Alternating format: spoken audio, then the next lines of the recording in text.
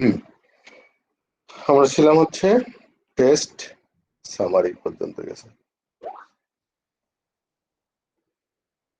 Task of the tester overview কি বলছে যে টাস্ক টেস্টার বলতে এখানে কি বোঝায়? টেস্টার বলতে বোঝায় ম্যানেজার ছাড়া সবাই। প্রথম দিকে আমরা বলছিলাম এই কথাটা। সো নিচে লেখা আছে দেখেন, the tester is used as a generic term and may include various roles other than the test manager. তাহলে আমরা বাদ বাকি সবাই হচ্ছে টেস্টার। আমরা যখন বলি সফটওয়্যার ডেভেলপার, তখন সেখানে যারা সফটওয়্যার তৈরি করার জন্য শুধু কোডাররা না, একদম সবাই মিলেই সবাইকে ডেভেলপার বলা হয়। সিস্টেম অ্যানালিস্ট ডেভেলপার একদম। So assess the implementing of the test activity planning activities K implement করার জন্য অ্যাসিস্ট করবে টেস্টাররা সবাই। যেমন টেস্ট এক্সিকিউশনের ক্ষেত্রে, টেস্ট রিপোর্টিং এর ক্ষেত্রে, তারপরে assist to implement test automation, সব ক্ষেত্রে আসলে অ্যাসিস্ট করবে টেস্টাররা।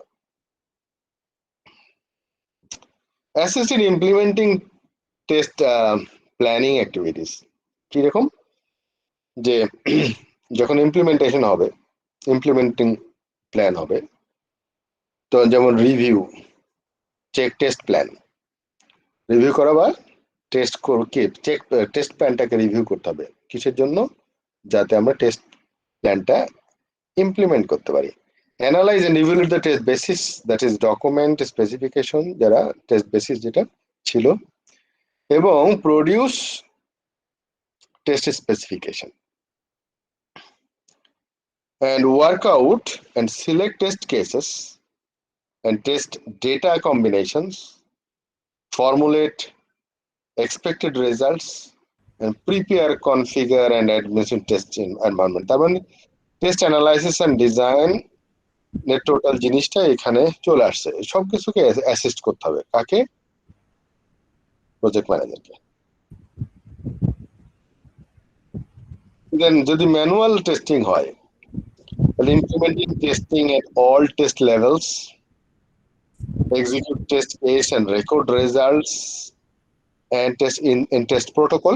Test protocol মানে কি? Test protocol মানে test log. Then evaluate the test results. আচ্ছা, আমরা assist in implementing test automation. Test automation এ আমরা কিভাবে অ্যাসিস্ট করতে পারি সেটা হচ্ছে ক্রিয়েট টেস্ট স্ক্রিপ্ট লেখার ব্যাপারে, create or operate test tools in the area of test automation and perform test automation activities, that is control, capture, replay, run কিভাবে করা হবে এই সমস্ত গুলাও আমরা অ্যাসিস্ট করতে পারি ইয়েকে, test manager. Test post processing যেমন ক্রিয়েট টেস্ট প্রোটোকল মানে টেস্ট লগ, যেটা press deviation notes, perform retest and prepare acceptance documentation. যদি টেস্ট সাকসেসফুল হয়ে যায় আমরা অ্যাকসেপ্টেড ডকুমেন্টেশন তৈরি করব in every sprint. So tester may be supported by developers or a test automation is experts. তার মানে tester support করবে এদেরকে, মেবি সাপোর্ট বাই এই যে ডেভেলপার দ্বারা সাপোর্ট নিতে পারি আমরা এই কাজগুলোর জন্য, অটোমেশন এক্সপার্টের দ্বারা আমরা সাপোর্ট নিতে পারি ইমপ্লিমেন্টেশন করার সময়। সো টেস্ট অর্গানাইজেশন সামারি হচ্ছে effectiveness, finding defects increase with the independent test team, independence outcome of various degrees, and test manager set up the test team at early stage। মানে সব কিছু আমরা দেখলাম।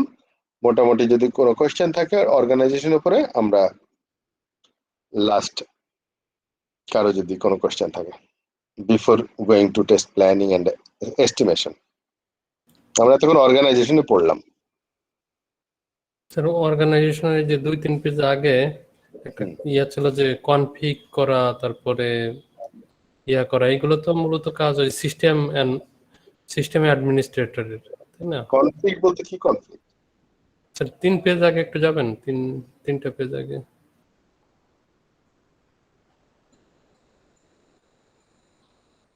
আর একটা পেজ এই যে এইখানে sir, prepare config and administrated test environment, এইগুলো তো ও কনফ্লিক্ট না তো, কনফিগার। কনফিগার, সরি হ্যাঁ, মানে আপনার টেস্ট এনভায়রনমেন্টকে কনফিগার করতে হলে এবং প্রিপেয়ার করতে হলে এবং অ্যাডমিনিস্ট্রেশন যদি করতে হয় এটার টেস্ট এনভায়রনমেন্টের টোটালটার, তো সেই কাজের ক্ষেত্রেও বলছে, সেক্ষেত্রে যেমন নেটওয়ার্কে বা সিস্টেম অ্যাডমিনিস্ট্রেটর হেল্প লাগতে পারে আমাদের, তো এই সব ব্যাপারে অ্যাসিস্ট করবে। কিন্তু কি বলেন? উপরে তো লেখা রয়েছে টাস্ক অফ দ্য টেস্টার। হ্যাঁ, টাস্ক অফ দ্য টেস্টার, টেস্টাররা বিভিন্ন ভাবে এই টেস্ট ম্যানেজারকে কি আসলে কিভাবে অ্যাসিস্ট করবে এরা, বা ভাইস ভার্সা হতে পারে যে আমি ম্যানেজার কিভাবে অ্যাসিস্ট করবে তাদেরকেও, যে তার আমি মানে তার মানে কি স্যার, ওই যে অ্যাডমিনিস্ট্রেটর অথবা নেটওয়ার্কের এই কাজগুলো যারা করে দিচ্ছে তারা এক ধরনের টেস্টার আর কি। বোথ বোথ ওয়েতে আপনি অর্গানাইজেশন যদি চালাতে হয়, একজন আরেকজনের সাথে আইডিয়া বলেন ডেটা নিয়ে আসলে কাজ করতে হয়। আমি পরামর্শ দিতে পারি, আবার আমাকে ওরাও পরামর্শ দিতে পারে, সবগুলো মিলে আসলে ম্যানেজিং হবে একটা টেস্ট অর্গানাইজেশন, আসলে কিভাবে কাজ হবে। এই অ্যাসিস্ট গুলো যেন পরস্পরের দিকে যায়। ম্যানেজারও ইচ্ছা করলে যখন দেখবে যে কনফিগার করতে সমস্যা হচ্ছে, সো লেটস আমরা তাহলে নেটওয়ার্ক অ্যাডমিনিস্ট্রেটরকে বা নেটওয়ার্ক এক্সপার্টকে নিয়ে আসি বাইরে থেকে, ইনিশিয়েট নিতে পারে। স্যার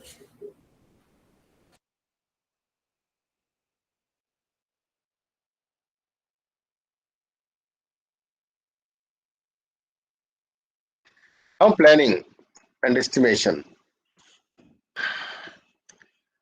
প্ল্যানিং কি, আমরা প্ল্যানিং সম্পর্কে ওই প্রথম চ্যাপ্টারে পড়ে আসছি, এটাকে আর একটু এলাবোরেটলি করা আছে, এই জন্য আমি একটু স্কিপিং করতে করতে যাব।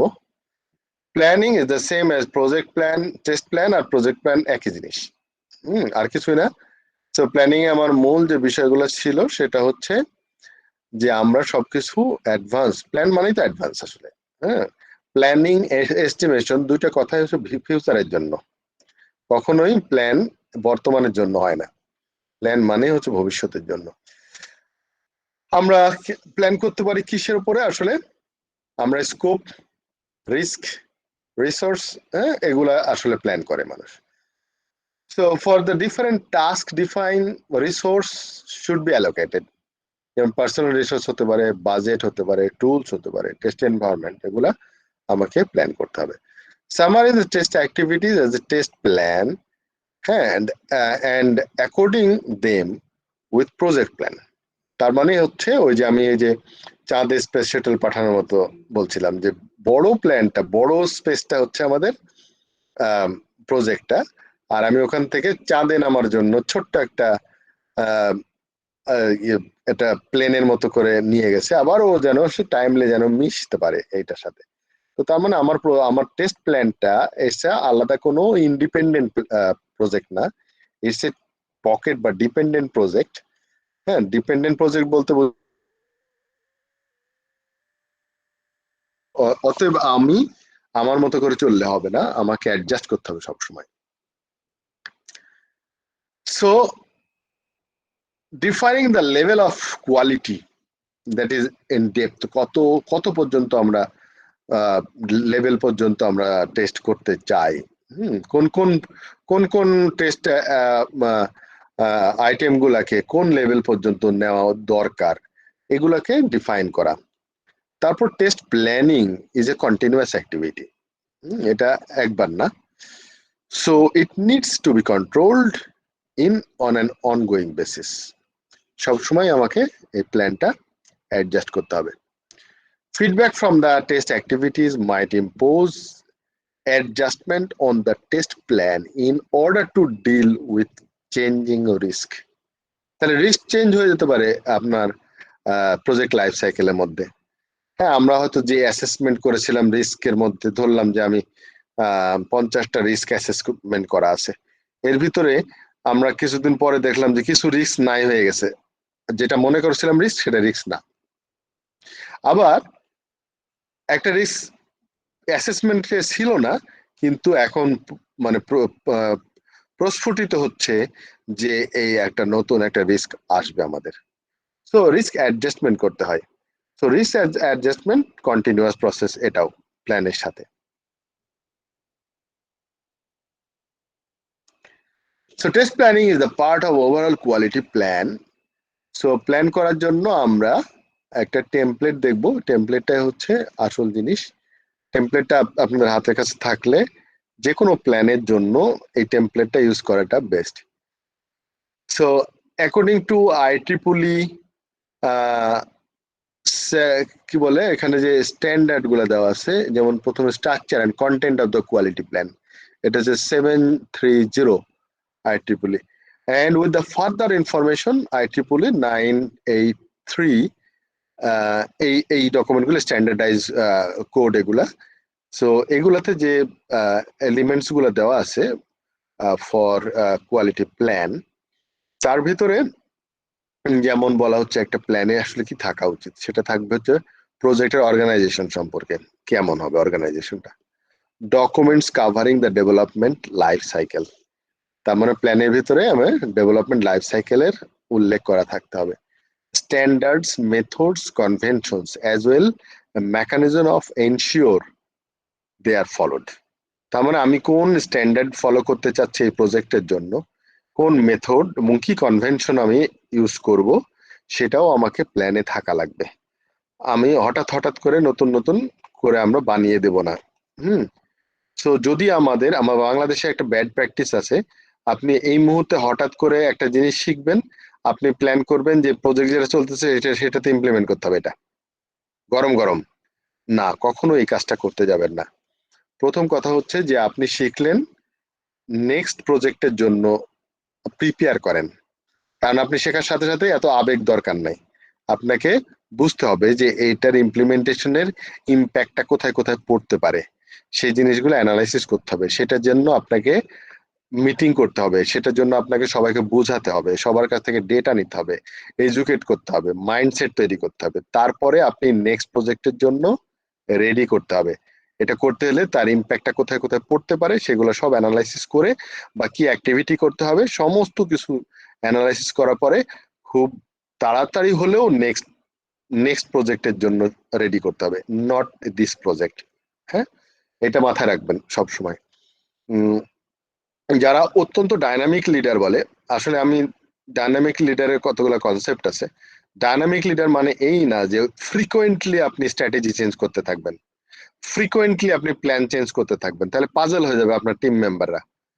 হ্যাঁ, কন্টিনিউয়াস যদি আপনি চেঞ্জ করতে থাকেন, আপনি কোয়ালিটি অ্যাট্রিবিউট চেঞ্জ করে দিচ্ছেন হরদম প্রত্যেকটা স্প্রিন্টেই, তাহলে আপনি ম্যানেজই করতে পারবেন না কোনো প্রজেক্টই ঠিক মতো।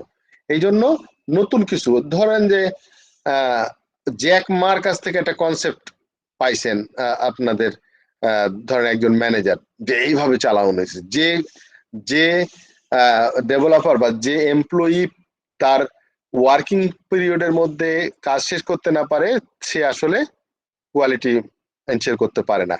এখন থেকে আর অফিস আমরা 5টা পরে করবো না, সিদ্ধান্ত হয়ে গেল, জ্যাকমা বলেছে।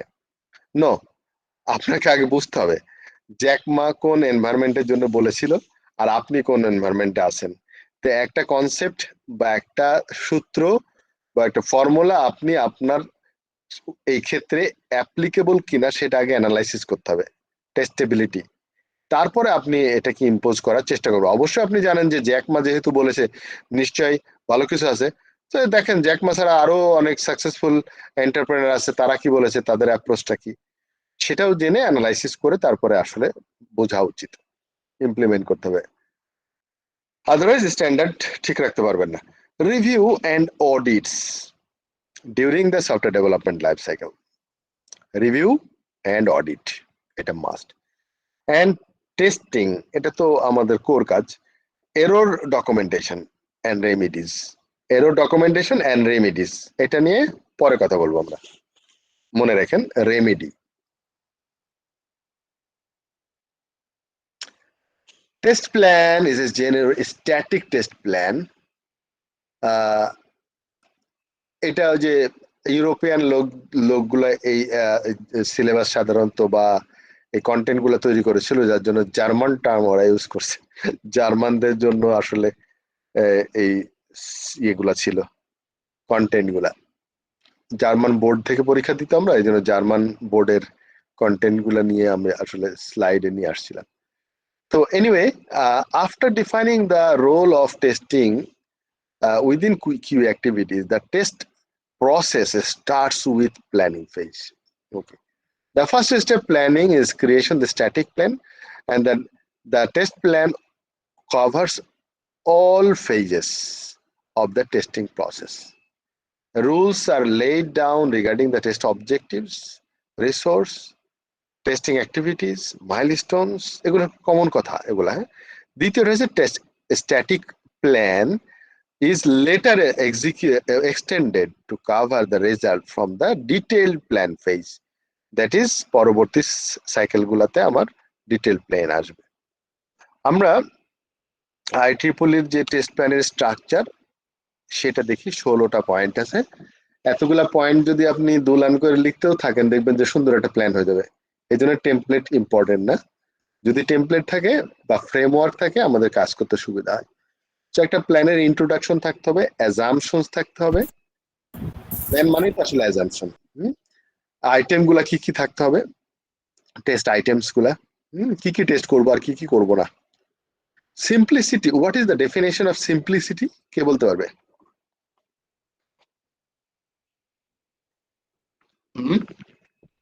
What is the definition of simplicity? যেটা সকলের জন্য বোধগম্য। প্রাঞ্জলতা। প্রাঞ্জলতা। আমরা আমরা হচ্ছে যে ওই কম্পিউটারকে দিয়ে কাজ করার লোক, তো আমরা আমরা এক্সিকিউশন বা ইমপ্লিমেন্টেশন কোন একটা কনসেপ্টের, এটা বুঝতে পারলে ভালো হয়। সিম্পলিসিটি ডেফিনেশন আমি দিই, অ্যাজাইল আছে, অ্যাজাইল ম্যানিফেস্টো পড়ে দেখবেন। সিম্পলিসিটি অ্যাজাইল একটা ম্যানিফেস্টোতে আছে, যেমন প্রিন্সিপাল যেমন একটা, অ্যাজাইলের যে 12টা প্রিন্সিপাল আছে ম্যানিফেস্টো বলা হয়, তার ভিতরে একটা আছে সিম্পলিসিটি। সিম্পলিসিটি ডেফিনেশন হচ্ছে যে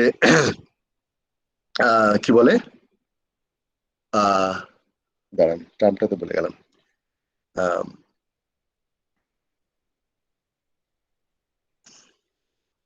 ইংলিশ টার্মটা ভুলে গেছি, আমি আমি বাংলায় বলি। সেটা হচ্ছে এরকম যে কি কি কাজ করতে হবে না, কি কি কাজ করতে হবে না, মানে কি কি কাজ আমি বাদ দিতে পারবো, সেই জিনিসগুলাকে এই না কাজ করার না, এটাকে বলা হচ্ছে যে ম্যাক্সিমাইজিং দ্য টাস্ক। হ্যাঁ, you need not to be completed. তার মানে ম্যাক্সিমাইজ, যত বেশি ম্যাক্সিমাইজ করতে পারেন যে কি কি কাজ আমার করা লাগবে না, তাহলে কাজটা সিম্পল হবে। যেমন আপনার বাসায় যা যা জিনিস লাগে না সেগুলা ঝেড়ে বা ফেলে দেন তো পারেন যদি, দেখবেন যে লাইফটা সিম্পল হয়ে যাবে। আপনার যা জিনিস প্রয়োজন না সেই জিনিসগুলো আপনি বাদ দেন আপনার লাইফ থেকে, দেখবেন যে আপনার লাইফ সিম্পল হয়ে যাবে। যতটুকু আপনি ব্যবহার করবেন তার থেকে বেশি নিয়েন না। এটাকে বলা হয় সিম্পলিসিটি। বাট সিম্পলিসিটির অ্যাকচুয়াল ডেফিনেশন অ্যাজাইল যেটা বলেছে অ্যাজাইল ম্যানিফেস্টোতে, আমি জাস্ট একটু দেখে বলি।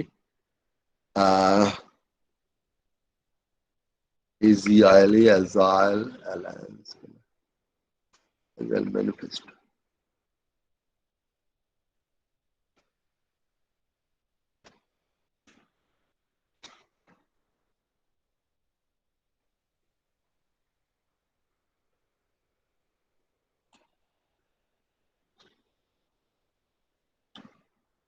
সিম্পলিসিটি কই গেল?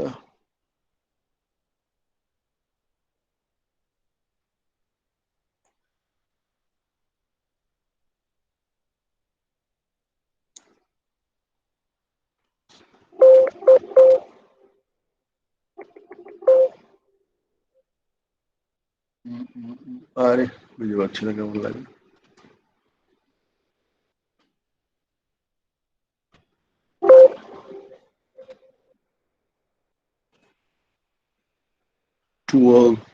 Principles, হ্যাঁ।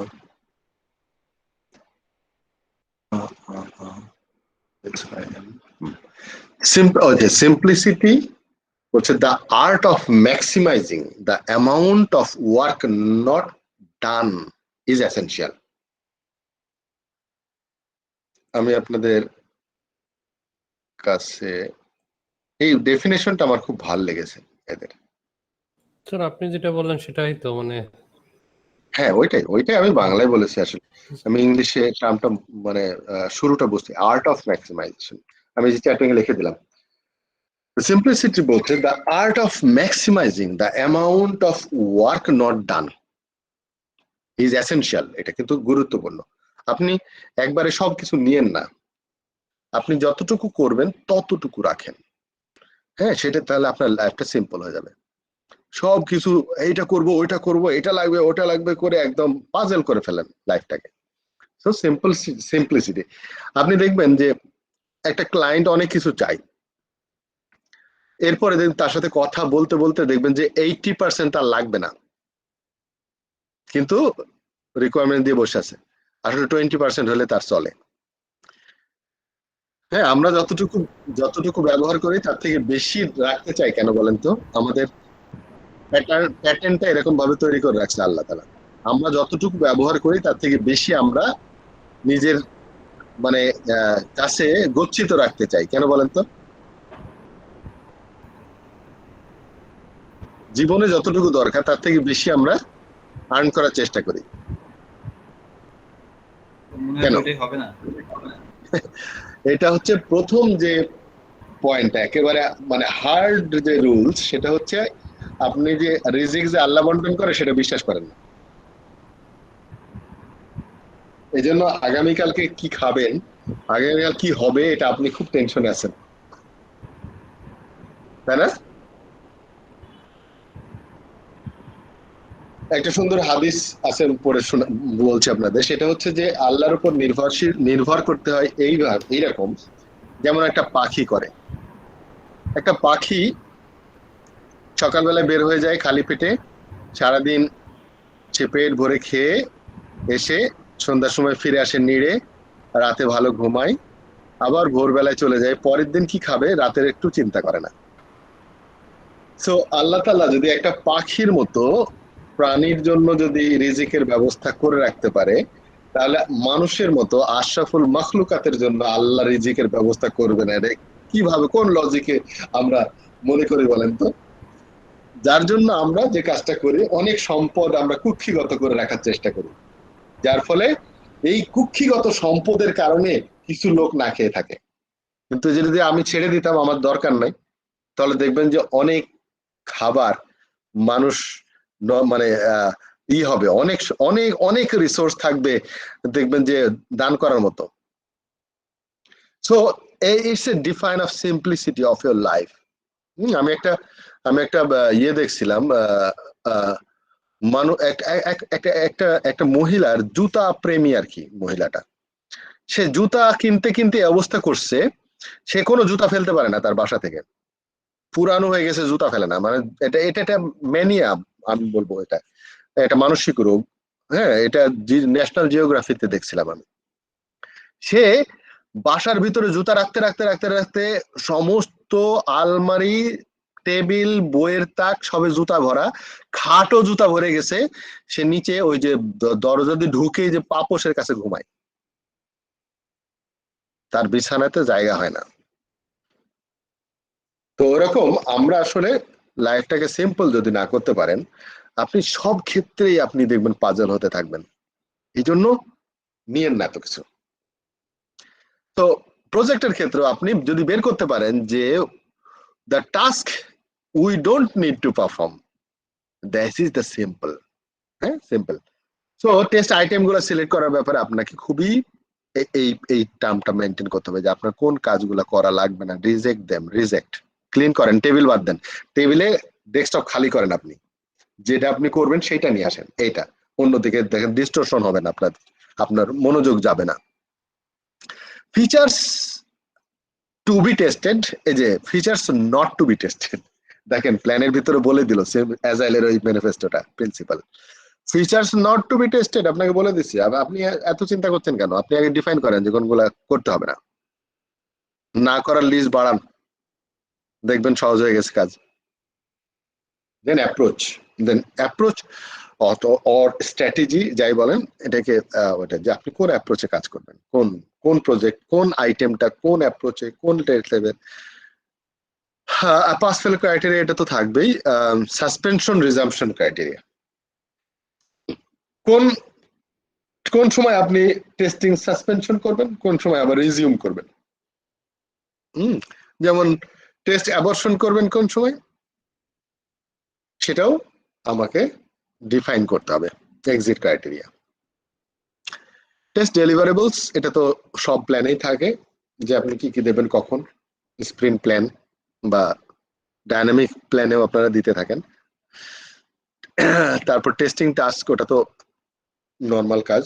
এনভায়রনমেন্টস ডেফিনেশন যেটা করবেন, রেসপন্সিবিলিটিস কে কি কাজ করবে, stuffing, training, schedule, risk and contingency important testing এর ক্ষেত্রে, এই প্ল্যানের ক্ষেত্রে। যদি আপনি ভালো প্ল্যানার হন তাহলে আপনার কন্টিনজেন্সি প্ল্যান থাকা লাগবে। What is contingency?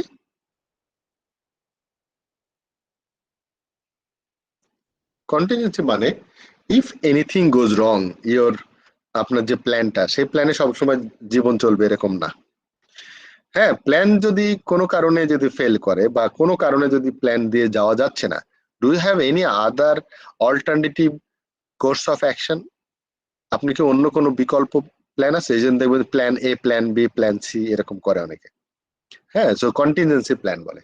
হ্যাঁ, যেমন আপনি এখান থেকে মিরপুর থেকে বারিধারা যেতে চান, যে রাস্তা দিয়ে রেগুলার যান, দেখলেন যে রাস্তা বন্ধ, কি করবেন?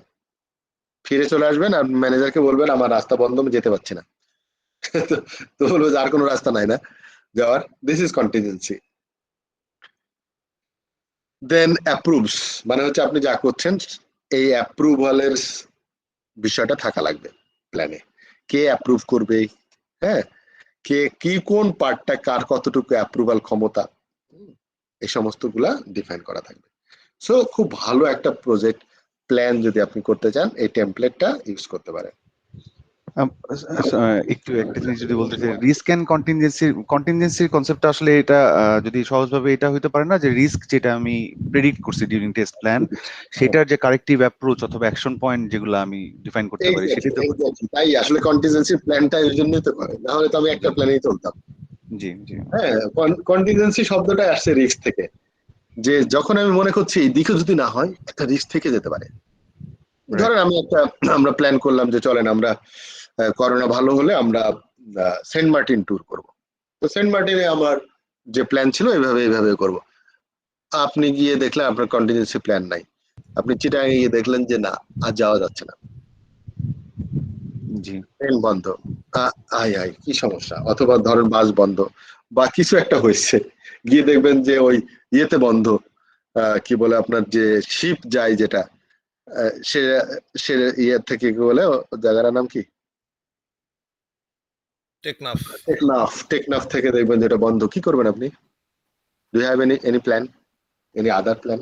সো তার মানে কন্টিনজেন্সি মানে হচ্ছে রিস্কের উপর ভিত্তি করেই কন্টিনজেন্সি প্ল্যান হয়। সো কন্টিনজেন্সি প্ল্যান অনেকগুলো হতে পারে, কতগুলো হতে পারে, যতগুলো রিস্ক আছে তত ধরনের।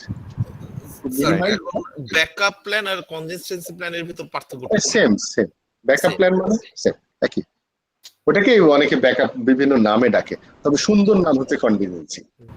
আমরা স্যার হচ্ছে ওই যে মিটিগেশন ইউজ করি, এটা তো কন্টিনজেন্সি না? হ্যাঁ, ওটা কন্টিনজেন্সি। Mitigation plan, right. আচ্ছা রাইট, কারণ কিন্তু এই টার্মটার সাথে আমরা পরিচিত। মিটিগেশন শব্দটা হচ্ছে রিস্কের সাথে খুব ভালোভাবে যায়, আর কন্টিনজেন্সি এটা জেনারেল টার্ম। আচ্ছা আচ্ছা।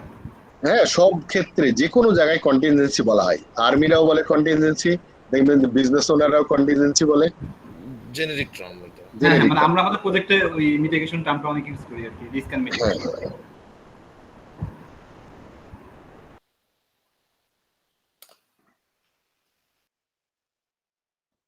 Now activities to be performed. The testing planning starts beginning of the project. আচ্ছা, কি করতেছে আমরা দেখি। Following activities are explained in more detail, যেমন স্ট্র্যাটেজি কি, রিসোর্স প্ল্যানিং কি, প্রায়োরিটি কি, টুল সাপোর্ট কি। সো এইগুলা হচ্ছে যে আপনারা জাস্ট একটু গো থ্রু করেন যে স্ট্র্যাটেজি কি জিনিস, স্ট্র্যাটেজি এন্ড প্ল্যানের মধ্যে অনেকের সময় প্যাচ লেগে যায়, কোনটা স্ট্র্যাটেজি আর কোনটা প্ল্যান। প্ল্যান হচ্ছে আসলে রেগুলার অ্যাক্টিভিটিস, যেগুলো স্টেপ বাই স্টেপ পারফর্ম করার নাম হচ্ছে প্ল্যান করা, যে আমি আসলে কিভাবে কাজ করব। আর স্ট্র্যাটেজি হচ্ছে যে কোনো একটা বিষয় যদি আমি এরকম না করে ওইরকম ভাবে করলে বেস্ট হয়। হ্যাঁ, প্ল্যান ওইটাই, যে আমি ধরেন প্ল্যান হচ্ছে আমি ইয়েতে যাব, বাংলাদেশে ফিরবো। সো এটা হচ্ছে আমার প্ল্যান। তো প্ল্যানের স্টেপ কি, আমি রিজাইন দিতে হবে, তারপরে এয়ার টিকিট কাটতে হবে, যেতে হবে, এই হচ্ছে প্ল্যান। কিন্তু স্ট্র্যাটেজি আসলে কি, কোন সময় করব, কোন সময় করা উচিত, মানে আমি কি রিজাইন না দিয়ে যাওয়া উচিত কিনা, হ্যাঁ, কিভাবে করতে হবে, যদি এটা না হয় তো অন্যভাবে, হ্যাঁ, এরকম প্ল্যান হতে পারে। আমি সন্ধ্যার সময় যাব না বিকাল এতে যাব, সেটা হতে পারে একটা স্ট্র্যাটেজি। আমি টেস্ট লেভেল কোন পর্যন্ত করব, সেটাও একটা স্ট্র্যাটেজি হতে পারে, যে না আমরা যেটা ইয়ে আছে কি বলে, আমরা যে টেস্ট আইটেম গুলা সব থেকে বেশি ব্যবহৃত হয়, মানে ট্রানজেকশন টাইপের, সেখানে আমরা খুব বেশি করে ইন্টেন্সিভ টেস্টিং করব। আর যেসব কালেভদ্রে হয় সেটা আমরা কম করব। স্যার এখানে তো টেস্ট স্ট্র্যাটেজি এবং প্ল্যান একটা তো ব্রডার সেন্স আর একটা স্মলার সেন্স ইউজ হচ্ছে না? অনেক সময় স্ট্র্যাটেজি আর প্ল্যান অবশ্যই বড়, আর স্ট্র্যাটেজি হচ্ছে ওর পকেটে ছোট ছোট ছোট ছোট স্ট্র্যাটেজি হতে পারে। প্ল্যান তো অবশ্যই বড়। সো স্ট্র্যাটেজি কি, strategy describe the level, test level এখানে টেস্টিং এর জন্য। এখন যদি আপনি বলেন যে যুদ্ধের স্ট্র্যাটেজি কি, প্ল্যান হচ্ছে যে আমরা ধরেন একটা দেশ দখল করব, এটা হচ্ছে প্ল্যান। স্ট্র্যাটেজি কি, ডিফারেন্ট স্ট্র্যাটেজি হতে পারে। যেমন ধরেন চায়না এবং ইন্ডিয়ার মধ্যে যা চলতেছে, বিভিন্ন স্ট্র্যাটেজিক অনেক পয়েন্ট দেখবেন, কিন্তু দেখা যাবে যে চায়নার একটা প্ল্যান আছে, হ্যাঁ, সেই প্ল্যানের বিভিন্ন জায়গায় বিভিন্ন রকম স্ট্র্যাটেজি দিতে পারে। তো টেস্টিং এর ক্ষেত্রে আমরা কি বলতে পারি, টেস্ট লেভেল, কোন টেস্ট লেভেল পর্যন্ত কোন জায়গায় কোন টেস্ট আইটেমের মধ্যে আমরা কাজ করতে পারি, কোন টেস্টকে ইন্টেন্সিভলি টেস্ট করব, কোনটাকে আমরা কম করব একটু, এই জিনিসগুলা কে স্ট্র্যাটেজাইজ করা। Test strategy also state the entry exit criteria, যে আমরা কোন একটা টেস্ট লেভেল থেকে আরেকটা টেস্ট লেভেলের এন্ট্রি কি হবে, এন্ট্রি করার স্ট্র্যাটেজি কি, বা একটা টেস্ট লেভেল এক্সিট করব কি করে, তার স্ট্র্যাটেজি কি, আমি টেস্ট অ্যাবর্শন করার স্ট্র্যাটেজি কি, টেস্ট কমপ্লিশনের স্ট্র্যাটেজি কি হতে পারে। তো এগুলোর জন্য আমার দরকার হচ্ছে ম্যাট্রিক্স, যাতে করে এটা ক্রাইটেরিয়া গুলো মেজার করতে পারি।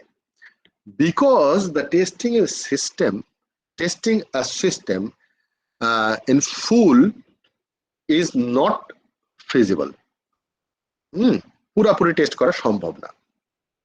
তাহলে স্ট্র্যাটেজি কি, আমরা বিভিন্ন ধরনের স্ট্র্যাটেজি, কিছু মেথডিক্যাল করব, কিছু হিউরিস্টিক করব, হ্যাঁ, কিছু ইনটুইটিভ টেস্টিং করব, যাতে করে আমরা ইয়ে করতে পারি, সেই স্ট্র্যাটেজি গুলো নিতে পারি এইভাবে। এ টেস্ট স্ট্র্যাটেজি ইজ নিডেড, তার মানে যেহেতু পুরাপুরি করা সম্ভব না, অতএব আমাকে স্ট্র্যাটেজি কোড নিতে হবে। টেস্টিং উইথ,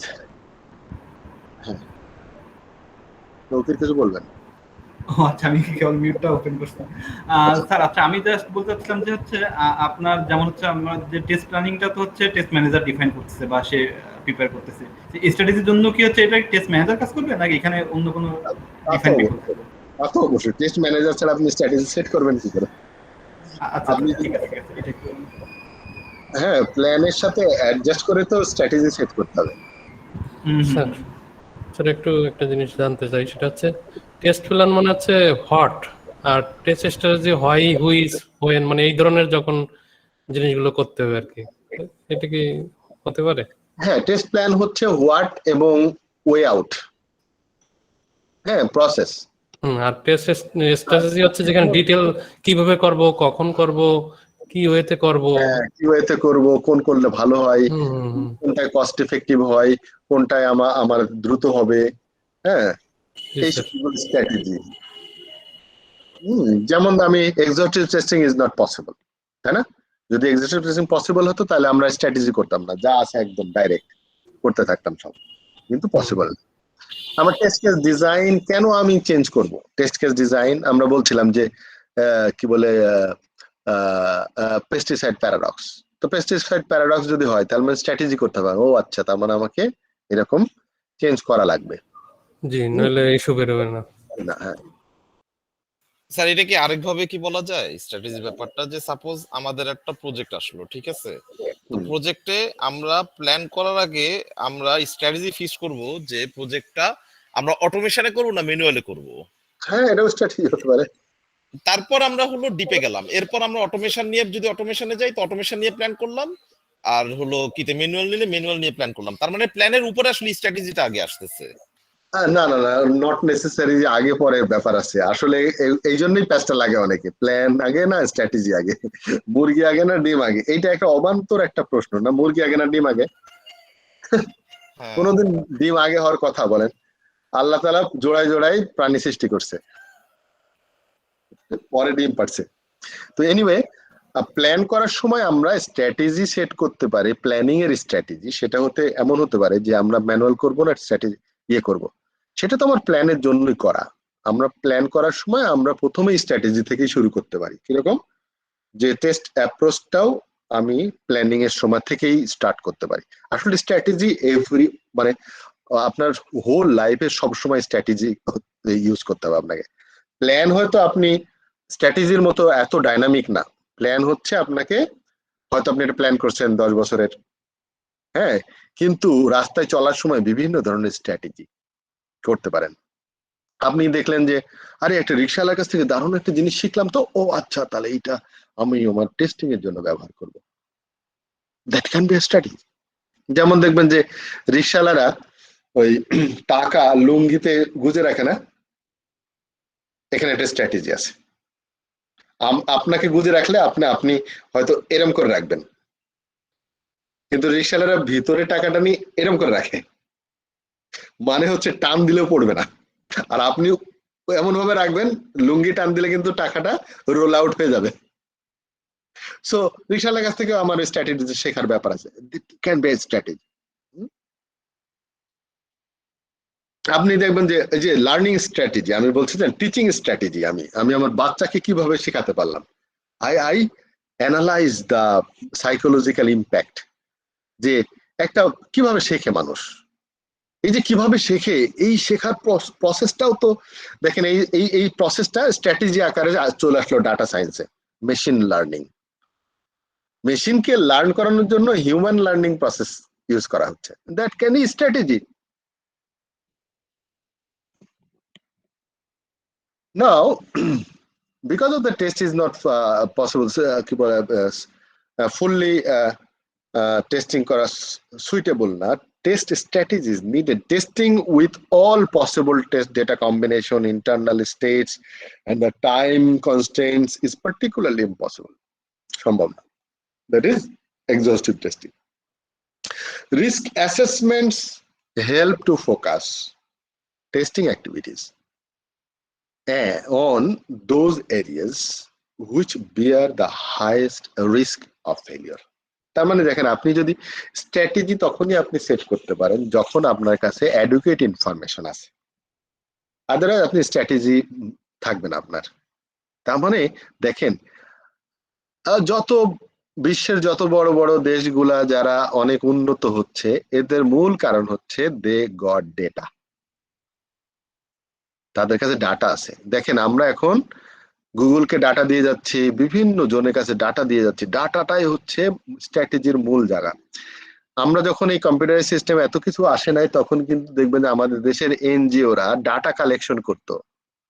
এই ডাটা কালেকশনের প্রক্রিয়া ছিল ফর্ম নিয়ে পাঠাই দিত, চাকরি দিত এই জন্য। আর আমরা মনে করছি এনজিও আসছে, আমাদের লোকজনদের বেকার সমস্যা দূর হচ্ছে না। Actually why they were investing money to collect data. আমি আমার কাজিনের সাথে একবার ডেটা কালেকশনে বের হয়েছিলাম। তো সে গ্রামে গ্রামে গিয়ে গ্রামের মানুষজন, আমি ফিজিক্যালি ছিলাম তাদের সেদিন, একদিন আমি ঘুরছি খালি, জাস্ট আমি ছুটিতে গেছিলাম মেহেরপুরে। তো গিয়ে আমার কাজিনটা ডেটা কালেকশনে বেরোছে। আরে একটা কৃষকের বাসায় গিয়ে জিজ্ঞাসা প্রশ্নের ধারা বিশাল বড় অনেকগুলা কোয়েশ্চেন। তার ভিতরে তার মুরগি কটা, মুরগিতে ডিম দেয় কটা, সেইগুলাও ডাটা নিচ্ছে জানেন। একটা বাসাতে কতজন মেম্বার, তার বাসার ইনকাম সোর্স কি, তার বাসায় মুরগি কয়টা আছে, মুরগি তার এক মাসে কয়টা ডিম দেয়, সেই ডাটাগুলো সে লিখতেছে। আরে বেতন দিয়ে তাকে ডাটা কালেকশন করার জন্য বিদেশ থেকে ফান্ড আসছে। Why?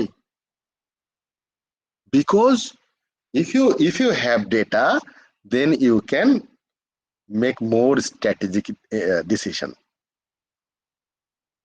এই জন্য আপনার ডাটা লাগতে হবে। মানে আমি অলওয়েজ ম্যানেজমেন্ট, যখনই আপনি আসবেন, আপনি ডাটা ছাড়া ম্যানেজমেন্ট করতে পারবেন না। You will be the failure in management process totally.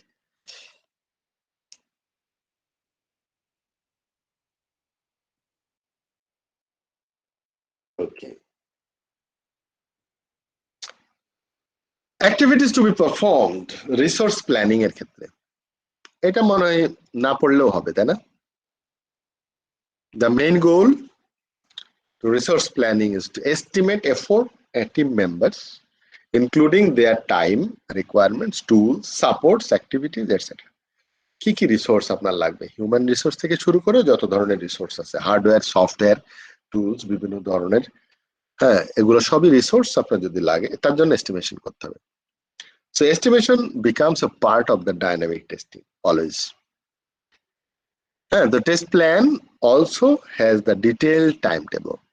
That is, আমরা দেখলাম যে milestone, Gantt chart, network diagram, টাস্কের, এই সমস্ত ক্রিটিক্যাল পাথ অ্যানালাইসিস করে আমরা অ্যাকচুয়ালি টাইম টেবলিং করি। This plan is an instrument to manage the overall task of the test execution with all its activities.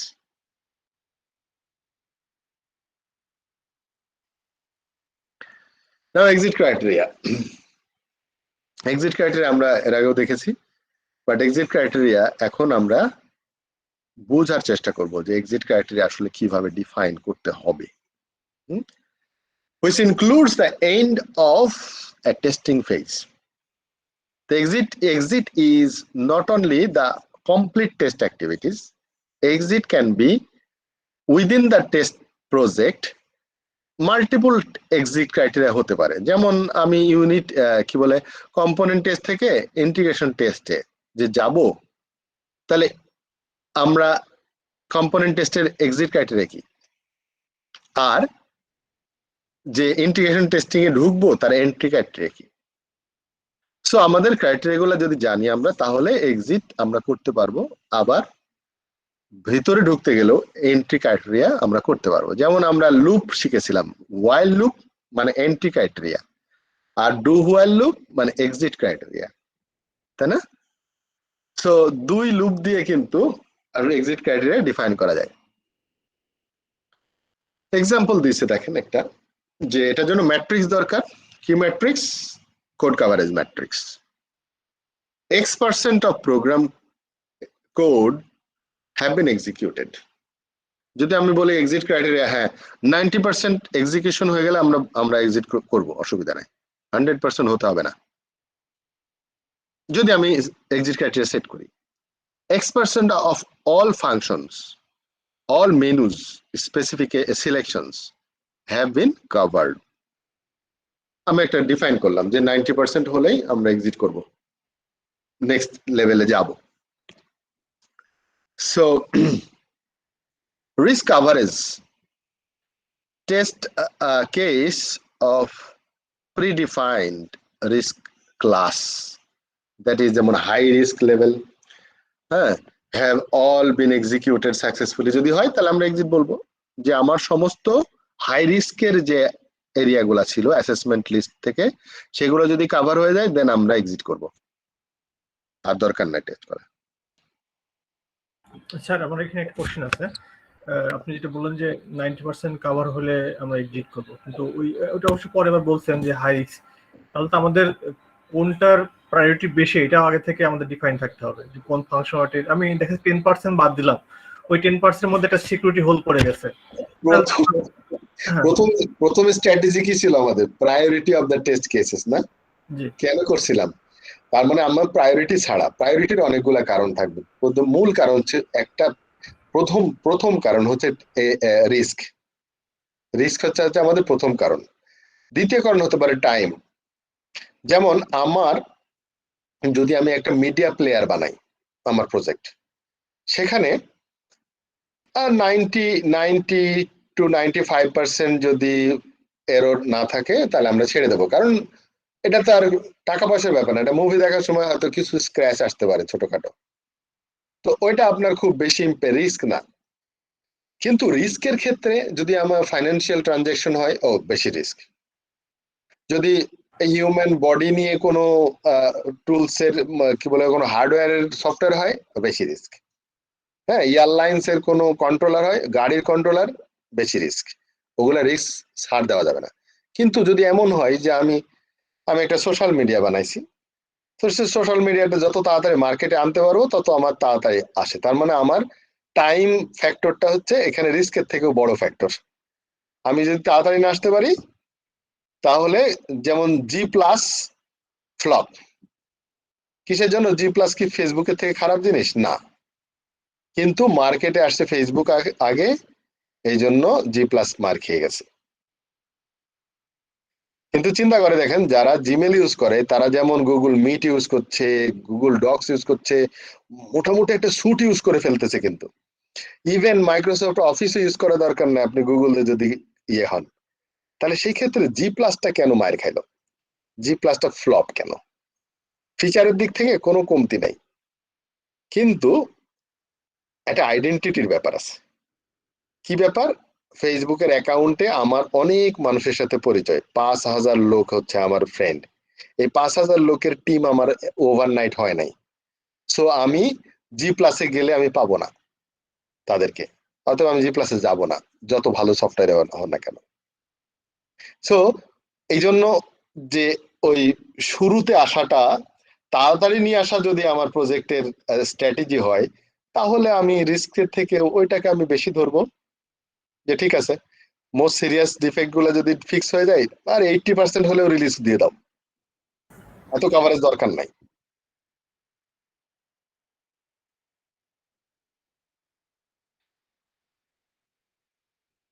হুম,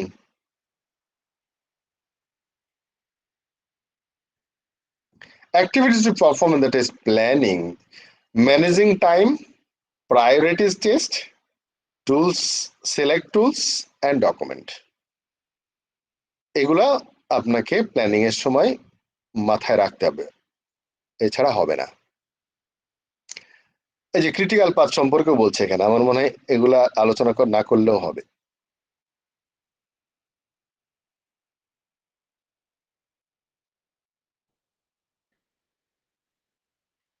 তো test abortion due to time, cost and quality reason. Abortion হতে পারে কি কারণে? টাইমের কারণে অ্যাবর্শন হতে পারে, কস্টের কারণে অ্যাবর্শন হতে পারে, কোয়ালিটির কারণেও অ্যাবর্শন হতে পারে। দেখেন, একটা বাচ্চা কেন অ্যাবর্শন করে একটা মা, বলেন তো? এই 3টা কারণে। কি কারণ? প্রথম টাইম কারণ। মনে করেন যে একটা নাবালক মেয়ে প্রেগনেন্ট হয়ে গেছে by enforcement of illegal issue, কি করবে? অ্যাবর্শন করতে হবে। কস্টের কারণে অনেকে অ্যাবর্শন করে, কি আমরা ভ্রূণ হত্যা করি, আমার ইনকাম কম, সো আমার বাচ্চা লালন পালন করতে গিয়ে পারবো না, আমি অ্যাবর্শন করে ফেলো। কোয়ালিটির কারণে অ্যাবর্শন হতে পারে, হ্যাঁ, হয়তো ইম্যাচিউরড হচ্ছে, একে একে মানে যদি পৃথিবীতে নিয়ে আসে তাহলে সারাটা জীবন কষ্টের মধ্যে যাবে, এটা আগে যদি বুঝতে পারে অ্যাবর্শন করে ফেলে। সো আমার সফটওয়্যার ক্ষেত্রেও এই 3টা অ্যাবর্শনের ক্রাইটেরিয়া থাকতে পারে। যেমন ধরেন টাইম নাই, তা মানে আমি টেস্ট চালিয়ে গেলে আর লাভ নাই তো, সো টেস্ট বন্ধ করো। অ্যাবর্শন মানে stop testing. Test activities are stopped when delivery day is reached or the test budget is exhausted, তার মানে টাইম শেষ, আমাকে উপায় নাই, করতে হবে। টাকা শেষ, তাও করতে হবে। Very often this is this is a reality in project. Often this cost a lot of time and money later on. কি বলছে প্রথমে, যে সাধারণত ইয়ে করি রিয়েল প্রজেক্টে সাধারণত দেখা যায় যে often this cost a lot of time and money later on, মানে কি পরবর্তীতে বেশি টাকা লেগে যায়, বেশি টাকা প্রথম এস্টিমেশন করতে পারি নাই। সো দেখা যায় যে প্রথম দিকে আমার টাইম, আমরা আলসামো করে টাইম লস করছি, শেষের দিকে আমরা কি বলে খরগোশের মতো দৌড়াই, তাই না?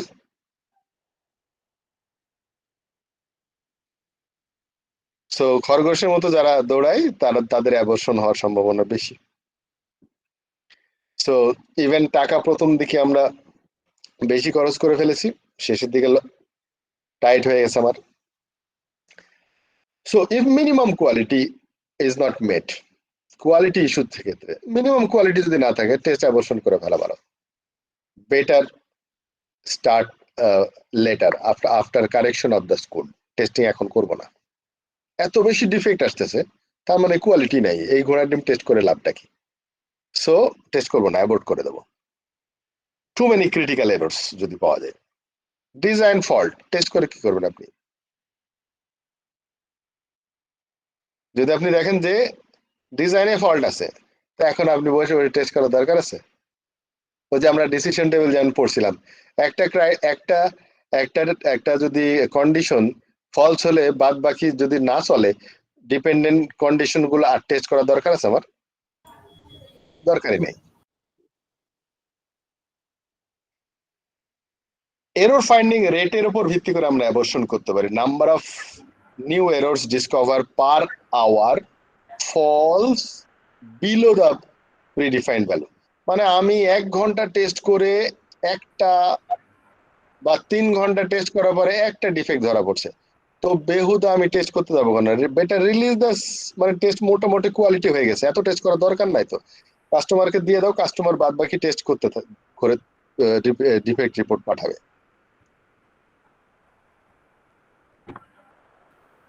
The economics of the test have to be taken into account.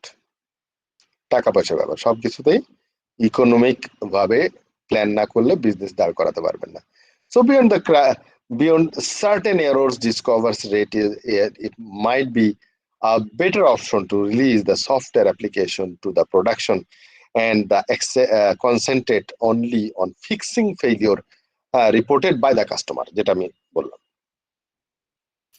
Sir এখানে আমার একটা ওপিনিয়ন আছে, সেটা বলেন। হচ্ছে যে যে টেস্ট অ্যাবর্শনের ব্যাপারটা যেটা আসতেছে, ঠিক আছে, তো এবং এরর ফাইন্ডিং রেটের যে ব্যাপারগুলো আসতেছে, ঠিক আছে, তো এইখানে যদি হলো মানে ইনকামের দিক থেকে অথবা প্রফিটেবিলিটির দিক থেকে যদি আমরা চিন্তা করি, রেভিনিউ জেনারেশনের কথা যদি চিন্তা করি, কিউএ টিমের তো এখানে লস নাই।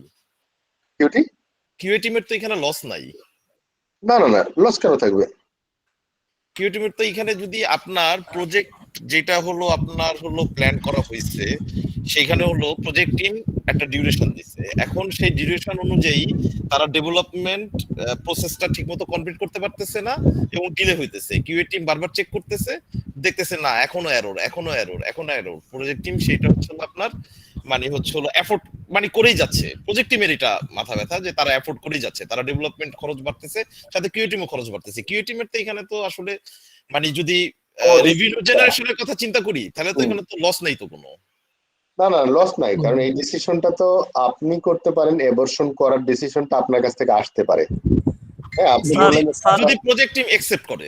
স্যার আমি একটু অ্যাড করি, তানভীর ভাই মানে বলতে যাচ্ছে যে কিউএ কেন রিজেক্ট করবে, বেশি ইস্যু আসলে রিজেক্ট কেন করবে? এটা তো টেস্টিং টিমে তো লস নাই, তাদের বাগ সংখ্যা বাড়তেছে, তাদেরকে কাজ করতে হচ্ছে, ইস্যু আসতেছে, কেন সে রিজেক্ট করবে? কারণটা কি? মানে টেস্টিংটাকে কেন সে রিজেক্ট করবে? জি, অ্যাবর্শনের মতন কিতে ডিসিশনে যাবে কেন কিউএ টিম? আচ্ছা, যাবে এই জন্য যে আপনি যখন বুঝতে পাচ্ছেন যে এর কোয়ালিটিটা এতটাই নিচে, এর টেস্ট করে সফটওয়্যার বানানো সম্ভব না। ওই যে আমরা প্রথমে পড়ছিলাম, you can't test quality into the প্রোডাক্টের বাই ডিফল্ট তার প্রপার্টি কিছু থাকাই লাগবে। যদি না থাকে, আপনি যদি মনে করেন যে না টাইম পাস করার জন্য বা ক্রেডিট নেওয়ার জন্য আপনি করছেন, তার মানে হচ্ছে যে এটা তো আপনার জবের ইন্টারেস্টের জন্য আপনি করছেন। প্রোডাক্টের কোয়ালিটিটা যেটা আমাদের মেইন গোল ছিল, সেখান থেকে সরে আসলাম, তাই না? আমি আমি ডিফেক্ট বেশি রিপোর্ট করতে পারলাম, আমার নাম হলো এটা। This is not the way. Basically আমরা তো একটা অ্যাপ্রোচে যাচ্ছি, যেখানে যে অ্যাপ্রোচটা হবে সুন্দর অ্যাপ্রোচ, ওভারঅল কোম্পানির টাকা বাঁচবে। আমি কেন অ্যাবোর্ট করার পরামর্শ দেব, যে আমি যদি প্রজেক্ট ম্যানেজারকে বোঝাতে পারি যে এটা অ্যাবোর্ট করাই উচিত, তোমার যেটা দিয়েছো এটা গার্বেজ, এইখানে আমি যেটা ফিল করি সেটা হচ্ছে হলো, আপনি যদি এটা প্রজেক্ট টিমকে বলেন, প্রজেক্ট টিম এটা ডাইরেক্ট হচ্ছে হলো ইনসাল্টিং হিসাবে দিবে। না না, সে আপনার সেই অ্যাপ্রোচের ব্যাপারটা তো বুঝতে হবে। মানে সেই এনভায়রনমেন্টটা, আমি গুগল কেন কিলিং প্রজেক্টকে অ্যাপ্রিশিয়েট করে? আপনি তো সেই জায়গায় বসে আছেন, ইউ ক্যান টেস্ট। হ্যাঁ, আপনি টেস্ট করে বলছেন যে না এটা পসিবল না আসলে এভাবে কাজ করা, বরঞ্চ আমি যদি রিডিজাইন করি তাহলে তাড়াতাড়ি হবে। কারণ আপনাকে যদি বলা হলো যে আপনাকে এই যে এটাকে টেস্ট করে মানুষ একটা ভালো মানুষ বানাতে হবে, দিল আপনার গাধা একটা পাঠাই দিল, রিয়েলি একটা গাধা, তা আপনি বলবেন যে ঠিক আছে আমি টেস্ট করে করে করে করে যত ধরনের প্রপার্টি আছে গাধার টেস্ট করে আমি মানুষ বানানোর জন্য আমি রিপোর্ট করে যাবো। আপনি তো বুঝতে পারছেন যে গাধাকে মানুষ বানানো যাবে না। হ্যাঁ, তো তারপরে সেটা বুঝতে পারার পরে তো আপনি অ্যাবর্শন যদি না করেন, তাহলে তো আপনি বলবেন যে, তো ওরা পরে বলবে যে আপনি বুঝে শুনে মিসগাইড কেন করলেন আমাদের, আপনি তো আগে বললে তো আমার প্রজেক্টের টাকা বাঁচতো। স্যার আমি একটু অ্যাড করবো, একটু অ্যাড করি, আমি একটু বলে ফেলি তারপরে। সেটা হচ্ছে যে একটা প্রজেক্টের জন্য তো বাজেট আছে, সেটা ধরেন 50 টাকা বাজেট আছে। তো ইনিশিয়ালি যখন প্ল্যান করা হয়েছে যে আমি 15 বা 20 টাকা হচ্ছে আমি টেস্টিং এর জন্য রাখছি, আর 30 হচ্ছে আমার ডেভ এর জন্য করা। তো ডেভ ডেভেলপমেন্ট করতেছে, ডেভেলপমেন্ট করে এখন টেস্ট টিমে যাচ্ছে, টেস্ট বারবার ইস্যু পাচ্ছে। টেস্ট টিমের এখন একটা রেসপন্সিবিলিটি আছে যে এটা যে প্রজেক্ট এটা নেওয়ার মতো আসলে এখন মানে এটা টেস্ট টিমকে দেওয়ার মতো অবস্থা না, এটার কন্ডিশন খুবই খারাপ। এটা তোমাকে হয়তোবা মানে এখন অ্যাবর্শনের কথা এই জন্য আসতেছে যে উইথিন দা বাজেট প্রজেক্ট কিন্তু ফেল করবে। এখন আমরা বলতে পারি যে ওকে আমরা তো 5 বার চেক করতেছি, আমার বাজেট আমি বেশি পাচ্ছি, কিন্তু ডেভের ওই টাকা থেকে কিন্তু এখানে টেস্টিং এর মানে বাজেট কিন্তু হচ্ছে মানে রিভাইজ হচ্ছে। তো উইথিন দ্যাট বাজেট কিন্তু আমি যদি প্রজেক্টটা না দিতে পারি, সেই ক্ষেত্রে কিন্তু মানে আলটিমেটলি পুরো ইসের জন্য মানে এখানে আলাদা করে কনসিডার করা কিছু নাই যে test team Dave team. Responsibility হচ্ছে একটা প্রোডাক্ট দিব আর কি, আমি একটা কোয়ালিটি প্রোডাক্ট আমি ক্লায়েন্টকে দিব। এখন মাঝখানে যদি হ্যাঁ, এই জন্য স্যার যেটা বলতেছিল যে গুগল কেন করে, কারণ গুগল সে টিমকে কেন মানে এটাকে কি বলে অ্যাপ্রিশিয়েট করতেছে, কারণ সে স্যার অনেক আগেই তাকে বুঝাই দিচ্ছে যে খামাখা আর কোটি কোটি টাকা খরচ করো না, at the end of the day তোমার এই অবস্থা হবে। আমি এটা অনেক আগেই তোমাকে বুঝাই দিচ্ছি যে এই বাজেটের মধ্যে যেটা আসলে ফেল হবে। এক্স্যাক্টলি, সতর্ক করা। আমি যদি সতর্ক না করতে পারি তাহলে আমরা তাহলে কতটুকু নলেজেবল পারসন হলো? আমরা টেস্টিং টিমে বাদ দেন, এখন আপনি বাইরে আসেন। যদি আপনাকে নিজেকে বুঝতে চান তাহলে আউট অফ বক্সে আসেন। কি হবে? আপনি প্রজেক্টের বাইরে আসেন, বাইরে এসে আপনি দেখেন অন্য একজন ম্যানেজার হিসাবে আপনার এই প্রজেক্টের আউটকামটা কি। এই প্রজেক্টের আউটকাম হচ্ছে প্রজেক্ট ফেল, আপনি বুঝতে পারছেন। তো তখন আপনি কি সতর্ক করবেন না এদের?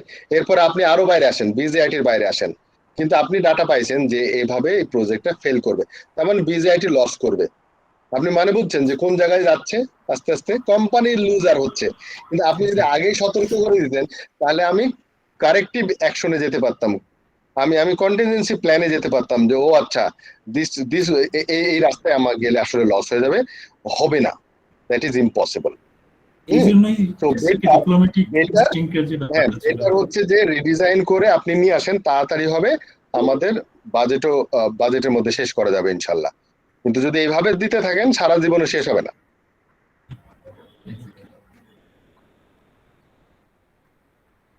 কিন্তু আমরা যদি এরকম করতাম যে না আমার এই প্রজেক্টে যতদিন আমার কি বল, আমি কিচ্ছু বলবো না, খালি টেস্ট করবো আর রিপোর্ট করবো, টেস্ট করবো, চাকরি তো, তাহলে বিষয় হবে কি আপনি ওই একটা প্রজেক্ট নিয়েই সারা জীবন কাটাই দেন, তাহলে নতুন প্রজেক্টের অভিজ্ঞতা হবে না। যত বেশি প্রজেক্ট শেষ করতে পারবেন, নতুন প্রজেক্ট আপনি আসতে পারবেন, এক্সপেরিয়েন্স হবে। হ্যাঁ স্যার, এটা তো প্রিন্সিপালের মধ্যেও পড়ে না, টেস্ট প্রিন্সিপালের মধ্যে। স্যার আমি একটু অ্যাড করবো স্যার। হুম। হ্যাঁ, মানে বিষয়টা হচ্ছে এরকম, একটা অ্যাপ্লিকেশন ডেভেলপমেন্টের জন্য, মানে একটা ফিচার ডেভেলপমেন্টের জন্য 40 ঘন্টা সময় আছে। এখন আমাকে কিউএ কে দেওয়া হইলো, কিউএ ধরেন এটা টেস্ট করতে দেখা গেছে, টেস্ট করার পর এটাকে ফিক্স করতে নতুন করে আবার সেই 40 ঘন্টার সময় লাগবে ডেভেলপারের এটাকে ফিক্স করতে। তাহলে 40 ঘন্টা দিয়ে আমার নতুন করে তৈরি করা যায়, আমি আবার ইস্যু ফিক্স করতে যে 40 ঘন্টা চলে যায়, তাহলে তো তখন মানে হয় না। সেটাই এই ধরনের কি, তখন আমি যদি বুঝতে পারি কিউ অ্যাজ এ কিউ হিসেবে, আমি আগে থেকে রেজ করবো যে এটা নট আ টেস্টেবল। মনে করেন যে আপনি একজন বিল্ডিং টেস্টার, হ্যাঁ, বিল্ডিং এ আপনি রড সিমেন্টের ডেপথ টেস্ট করতে পারেন। তা আপনাকে নিয়ে যাওয়া হলো একটা বিল্ডিং যেটা বাতা দিয়ে বানাইছে, মানে বাঁশ দিয়ে বানাইছে আর কি, বাঁশের বাতা দিয়ে, রড নাই, টেস্ট করবেন আর? না, অবশ্যই না। তানভীর ভাই বুঝছেন? স্যার মোট কথা হচ্ছে কান টানলে মাথা আসবে আর কি, আমরা হচ্ছে পুরো বডি আর কি। তো প্রজেক্টটাই যেখানে ফেল হয় সেখানে তো সবাই বাস খাবে আর কি, সেটাই, সবাই তো বাস খাবে। এটা তো বোঝাই যাচ্ছে। এটা রেপুটেশনের একটা মানে বিশাল অনেক বড় ব্যাপার। রেপুটেশন তো একটা টার্ম, হলিস্টিক টার্ম, কিন্তু আপনি যে জানার পরেও আপনি যে বললেন না, কারণ কি আপনার টিমেরও কেউ কিছু লোক জেনে যাবে কিন্তু যে আপনারা জানতেন আগে। কারণ হচ্ছে যে ডাটাই বলে দেবে তো কথা, যে আপনার যে ডিফেক্ট ফাইন্ডিং রেট ছিল সেটা থেকে ট্রিমেন্ডাসলি বেশি ডিফেক্ট পাচ্ছেন আপনি, এত বেশি ডিফেক্ট যে অর্ডারে আপনি তারপরে টেস্ট করে গেছেন। আপনার ইন্টেনশনটা কি? ইন্টেনশন হচ্ছে ওই অসুস্থ রোগী বাঁচবে না কিন্তু আইসিইউতে রেখে টাকা খাওয়া। বুঝতে পেরেছেন? স্যার আমার একটা কোশ্চেন আছে। Sorry, yeah please. আপনি একটা এক্সাম্পল দিয়েছিলেন যে আমি টেস্ট করতেছি, 3 ঘন্টা ধরে টেস্ট করলাম, কোনো বাগ পাচ্ছি না, তারপর আমি ছেড়ে দিলাম, ক্লায়েন্ট টেস্ট করুক, যদি বাগ পাইলো তখন আমরা আবার ওটা এখানে ফিক্স করব। কিন্তু আমাদের বিজেআইডিতে আমি একটা ইনসিডেন্ট বলি, যে আমি একটা প্রজেক্টে রিপোর্ট করেছিলাম হায়ার ম্যানেজমেন্টকে, যে পোস্ট রিলিজ বাগ নামে একটা টার্ম আছে, অনেক কিছু লিখছি, এই করছি সেই করছি, এত রিপোর্ট করছি, অনেক কিছু দিছি, একদম লাস্ট লাইনে লিখছি পোস্ট রিলিজ বাগের সংখ্যা এত। এখন ওই ওনার চোখে সবচেয়ে ওইটাই আগে পড়ছে, হ্যাঁ, বিজেপি হ্যাজ। আমি যে আগে আমার কাছে মনে হয়েছে না, উপরগুলো দেখেই নাই, কোনো কমেন্ট করে না উপরগুলো নিয়ে। তারপরে লাস্ট লাইন নিয়ে ওটা একদম কোট করে কমেন্ট করছে, what is the reason for post release bug. তাহলে এই সিস্টেমটা যদি এরকম হয় যে আমরা 3 ঘন্টা টেস্ট করে বাগ পাচ্ছি না কিন্তু ক্লায়েন্ট থেকে বাগ দিয়েছে, তাহলে এটা কিভাবে হ্যান্ডেল করা যাবে? আচ্ছা, বিষয়টা হচ্ছে প্রথম কথা হলো যে আপনার এটা একটা এক্সপেরিয়েন্স আপনার হয়েছে। যে কোনো ডকুমেন্ট মানুষজন একজন এক এক রকম ভাবে পড়ে। যেমন আমি লাস্টের লাইন থেকে শুরু করি, আমি আগে দেখতে চাই, এটা একটা ভালো স্ট্র্যাটেজি। কিন্তু আপনি কোনো একটা বই পড়ার সময় আপনি লাস্ট পেজটা আগে পড়বেন, তাহলে আপনি ডেস্টিনেশন জানতে পারবেন, তখন আপনি প্ল্যান করতে পারবেন। সো আপনার ম্যানেজার ওই কাজটাই করেছে। কি করেছে? সে লাস্টের লাইন দেখে, আর লাস্টের লাইন দেখে মাথা গন্ডগোল, আর পড়ার দরকার নাই তো তার। আপনি তো বলছেন মনে হয় পড়ে না, আমি তো বলছি পড়েই নাই, আর পড়বে কেন? আর যখন দেখছে যে এতগুলা 500টা ডিফেক্ট নিয়ে আপনি ছেড়ে দিচ্ছেন। সো আপনাকে একদম লাস্ট লাইনে ওই কথাটা লেখার দরকার ছিল না। হ্যাঁ, লাস্ট লাইনের আগের দিকে লিখতেন। লাস্ট লাইনে কিছু ভালো ভালো কথা লিখতে হয়, হ্যাঁ, মানে পজিটিভ কিছু জিনিস লিখতে হবে যাতে করে সে আবার পড়তে পড়তে আসে। কেন আপনি রিলিজ করছেন তার জন্য আগে পজিটিভ জিনিসগুলা বলে দেন। তারপরে হচ্ছে আপনি তার আগের পেজে হয়তো যে কারণে রিলিজ করছেন তার ভিতরে ছোট করে বলে দেন যে এই ডিফেক্ট গুলা আছে যেগুলা কাস্টমার করতে পারবে। বাট আমরা যদি এই ডিফেক্ট গুলা টেস্ট করতে থাকি তাহলে অনেক বেশি কস্ট ইনকার করবে, হ্যাঁ, যে কস্টটা আসলে ইনকার না করলেও চলে। কিন্তু সেই সংখ্যাটা যদি বলেন মোর দেন 200, এইটা তার মাথায় লাগছে। তার মানে এটা আমরা যখন মানে সাপোজ আর টেস্ট করে বাগ পাচ্ছি না, তখনই একটা রিপোর্ট করে দেওয়া উচিত যে আমরা আসলে বাগ পাচ্ছি না। এটা তো প্রথম আপনি করা উচিত ছিল। না, ওটা আমির ভাই যেটা বলছে, যদি এরকম হয় যে আমি টেস্ট করছি, টেস্ট করার পরে একদম শেষে যে যদি লিখে দিই যে আমি 10টা পোস্ট রিলিজ বাগ পাইছি, এটা অবশ্যই ম্যানেজারের চোখে পড়বে, অফিস থেকে একটা হাই হবে। কিন্তু আমি যদি একটা ছোট্ট করে একটা টেবিল করে দিতাম, যে টেবিলে বলে দিতাম যে টেস্ট এনভায়রনমেন্ট, যে প্রোডাকশন এনভায়রনমেন্ট এবং টেস্ট এনভায়রনমেন্ট, যে প্রোডাকশন এনভায়রনমেন্ট পোস্ট রিলিজ যে 10টা বাগ পাইছি, এই 10টা ইস্যু টেস্টে প্রপারলি কাজ করতেছে, দেন কিন্তু আমি সেফ সাইডে থাকতাম, এটা নিয়ে আমাকে আর কোশ্চেন করতো না। তখন ডেপ্লয়মেন্ট বা ওই সাইড থেকে ইয়াটা হইতো যে নিশ্চয়ই কোনো ডেপ্লয়মেন্ট ইস্যু অথবা হ্যাঁ এখানে কোনো ডেপ্লয়মেন্ট ইস্যু হয়েছে, টেস্টিং সাইডে কোনো দুর্বলতা না আর কি। অন্য কোনো ইম্প্যাক্ট করতে পারে। কিন্তু আমি যদি স্টেট অতটুকু লিখে দেই যে পোস্ট রিলিজ বাগ 10টা, দেন এটা অবশ্যই আমার ঘরে আসবে, এটা ডেফিনেটলি আমার ঘরে আসবে। ওই যে আপনি না না আপনি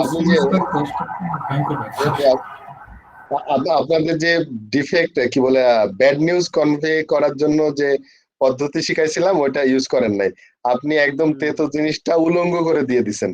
আপনাকে ক্যাপসুলের মতো দেওয়া উচিত ছিল, ওই যে কে কে কে মনে আছে স্যার? কিস কিস কিক না kiss kick kiss kick kiss লাস্টে যায় কিস। সো আপনি একদম লাস্টের লাইনে কিক দিয়ে ছেড়ে দিয়েছেন, মানে শেষ মুহূর্তে মনে করেন যে আপনারা আমি দাওয়াত দিয়ে বাসায় খাওয়াইলাম, সব ভালো ভালো খাবার দিলাম, শেষে চিরতা খাওয়াই দিলাম এক গ্লাস, আপনি কি হবে বুঝতে পারছেন? যাবেন তেতো মুখ নিয়ে। হ্যাঁ স্যার একটু একটা ছোট্ট ইস্যু ছিল, আমরা যে টেস্ট এক্সিট ক্রাইটেরিয়াটা যে হলো রাখবো, এটা তো আমাদের প্ল্যানিং এর ভিতরেই থাকবে, রাইট? হ্যাঁ তা তো অবশ্যই প্ল্যানিং এর ভিতর থাকলে তার মানে হচ্ছে হলো আমার যখন এসডিএলসি টা যখন আমি করব, তার সাথে যখন আমার এসটিএলসি পার্ট হিসাবে যাবে, তখন তো যে প্রজেক্ট ম্যানেজার মানে top manager PD project directory ধরি আমি, তো তার মানে তার সে এটা অ্যাকনোলেজ যে এই ইস্যু আসলে এই ধরনের স্টেপ আসতে পারে। এক্স্যাক্টলি, মানে বিষয়টা হচ্ছে যে এমন না যে হঠাৎ করে নাজিল করব আমরা। জি জি জি, তাহলে তো জিনিসটা ওকে ফাইন, তাহলে তো এটা তো লিগ্যালি আমরা যাইতে পারি কিউ টিম। সেটাই, মানে আপনি যে রিলিজ করছেন, মানে আপনি যে অ্যাবর্শন করছেন, অ্যাবর্শন করার সময় তো ওই কারণটা আপনি দিয়ে অ্যাবর্শন করবেন, নাহলে করবেন না। জি জি, প্রথম কথা আপনি অ্যাবর্শন করার পর রিপোর্ট দিচ্ছেন কেন? আপনি বলবেন যে এই অবস্থায় কি আমরা অ্যাবর্শন করতে পারি। জি জি জি, সেটা নেগোশিয়েট হবে। হ্যাঁ, সেটা নেগোশিয়েট না করে তো আপনি অ্যাবর্শন করতে পারেন না। আমার মনে হয় যে এইটা তো আসলে টেস্ট অ্যাবর্শন আমরা রেগুলার বেসিসে প্রজেক্ট টু প্রজেক্ট এটা আমরা কইরেই থাকি। সেটা হচ্ছে যে আমাদের ইনিশিয়াল প্ল্যানিং এর সময় ইটস অল অ্যাবাউট, আমার মনে হয় টেস্ট এক্সিট ক্রাইটেরিয়া এক্সপার্ট জাজমেন্টের উপরেও ডিপেন্ড করে, কারণ সবসময় তো আসলে ডিফাইন করে বলা যায় না যে আমার আসলে এই লগ ইন পেজ না আসলে আমি আসলে এটা অ্যাবর্শন ক্রাইটেরিয়ার মধ্যে ফেলবো। সো এটা জেনেরিক একটা আসলে জিনিস থাকে যে এক্সপিরিয়েন্সের উপরে বেস করে যে আসলে এইখানে গেলে আমরা টেস্ট এক্সিট ক্রাইটেরিয়া করব। সে ফর এক্সাম্পল এখানে একটা টার্ম বলা আছে কিন্তু যে নট ইভেন স্টার্ট, আমরা স্টার্টিং শুরু করব না, মানে টেস্টিং স্টার্টই করব না যদি আমার এনভায়রনমেন্ট আমার কাছে আসার পরে দেখা গেল যে এনভায়রনমেন্টের যেখানেই আমি অ্যাপ্লিকেশনে যেখানেই ক্লিক করতেছি সেখানেই এক্সেপশন, তো ওইটা তো আমরা আসলে টেস্ট করি না। ইনস্টলেশন ভেরিফিকেশনের ফেজেই আমরা ওটা বলে দিই যে it's not stable, so skip it, purpose of smoke testing basically. Yes, so এই ওই পয়েন্টেই আসে আর কি। সো আমার যেটা মনে হয় মানে আমরা টেস্ট করে কখনোই সোজা করতে পারবো না, এরকম যদি আগে বুঝে ফেলি তাহলে আমরা অ্যাবর্শন করে দেবো। রাইট, আর নাহলে কন্টিনিউ স্মোক টেস্ট করতে করতে এটা স্যানিটি টেস্টে নিয়ে যায়। যেমন ধরুন আমি একটা আমার কিচেনের এক্সপেরিয়েন্স বলি। আমি ওই যে বাদাম খাই তো প্রচুর, বাদাম নিয়ে আমি করছি কি দাঁড়ে দাঁড়ে বাদাম ভাজতে কষ্ট হয়, তো আমি ওই চুলাটা এমন একদম সর্বনিচে দিয়ে মানে ফ্লেমটা আমি ওই নন স্টিকি তাওয়ার উপরে বাদাম সুন্দর বিছায় রেখে দিই, ওই ঘন্টাখানিক বা 2 ঘন্টা পরে থাকলে কিছু পুড়ে না। তো একদিন আমি করছি কি ওই উপর দিয়ে একটা ঢাকনা দিয়ে দিছি। এখন ঢাকনা দেওয়াতে আমি তো মনে করছি যে এর আগে তো বারবার আমি করছি, পড়ে না, দারুণ ভাজা হয় কিন্তু এক ফোঁটা পড়ে না। এবং কোনো মানে বাদাম ভাজার টেকনোলজি আবিষ্কার করছি আমি, এটা মানে বালি টালি দিয়ে ভাজি না, আমি ডাইরেক্ট বাদাম দিয়ে দিই তাওয়ার উপরে এবং এত কম রেখে আস্তে আস্তে আস্তে আস্তে তাপে হয়ে যায়। ওই দিন ঢেকে দিয়েছিলাম, ঢেকে দেওয়ার পরে আমি 1 ঘন্টা পরে গিয়ে দেখি পুরো সব কালো হয়ে গেছে। এখন আমাকে যদি বলেন যে বাদামগুলোর ভিতর থেকে বেছে বেছে ঠিক করতে হবে, তা আমি বললাম যে না, এই বাদাম তো খাওয়া যাবে না, এগুলো ফেলে দেওয়াটাই ভালো, নতুন করে আবার কিনে নিয়ে এসে ভাজতে হবে। সো আমি যখন বুঝতে পারবো যে এটা টেস্ট করে আর সম্ভব না, আমরা প্রথমে অ্যাবর্শন করে দেবো, স্টার্টই করবো না টেস্টিং। আমার মনে হয় গুড এনাফ ডিসকাশন হয়ে গেছে এটা নিয়ে। আজকের দিন মনে হয় আজকের দিনে স্যার, আজকের দিনও শেষ স্যার, আজকে আর আমরা আচ্ছা, জাস্ট এই স্লাইডটা দিয়ে চলে যাই। কোনটা যেন, এই যে এই দুইটা স্লাইড, হ্যাঁ দুইটা স্লাইড, সেটা হলো এই যে এটা হচ্ছে এক্সিট ক্রাইটেরিয়ার উপর ভিত্তি করে এই যে কস্ট অফ ডিফেক্টের যে আমরা গ্রাফ দেখছিলাম। সো কস্ট অফ ডিফেক্টের গ্রাফের এটা ডিগ্রি অফ কোয়ালিটির উপর ভিত্তি করে একটা মিনিমাম কস্ট অফ কোয়ালিটি বলা হয় এই গ্রাফটাকে। অনেকগুলা গ্রাফের সমন্বয়ে তৈরি করা গ্রাফটা। সো আমরা কয়টা গ্রাফ দেখছি এখানে? মোট একটা, দুইটা, তিনটা গ্রাফের রেজাল্টেন্ট যে টোটাল কস্ট অফ কোয়ালিটি বলা হয়, সেই গ্রাফটা তৈরি হয়েছে, যেটা হচ্ছে উপরের দিকে আছে। এইটা হচ্ছে আমার রেজাল্টেন্ট গ্রাফ। তাহলে মূল গ্রাফ কোনগুলা? এই যে এইটা, 1 2 3টা, তিনটা। প্রথমে যে cost of review, cost of review আস্তে আস্তে বাড়তে বাড়তে একটা পর্যায়ে গিয়ে আবার কমে যায়। এরর কস্ট হচ্ছে প্রথম দিকে বেশি হয়, আস্তে আস্তে কমে যায়। এরপর দেখবেন যে কস্ট আর হয় না, মানে এররই পাবেন না।